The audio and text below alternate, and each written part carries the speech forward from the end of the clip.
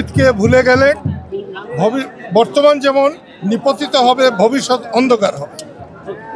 আমি একটা জিনিস বলবো, স্বাধীনতাকে মূল্য দিতে হবে, স্বাধীনতার বীর সৈনিকদের মূল্য দিতে হবে, শহীদদের মূল্য দিতে হবে, স্বাধীনতার নেতৃবৃন্দকে মূল্য দিতে হবে। তাদের অস্বীকার করে আমাদের ভবিষ্যৎ ভালো হবে না। এই ক্ষেত্রে বঙ্গবন্ধুকে কোনো মতেই অস্বীকার নয়। এক্ষেত্রে আরো বলবো, সারা বাংলাদেশের অর্ধেকটা পুড়ে জ্বলে চারখার হয়ে যেত, কিন্তু বঙ্গবন্ধুর জাদুঘর পোড়া মানে অসভ্যতার শেষ সীমায় আমরা পৌঁছে গেছি।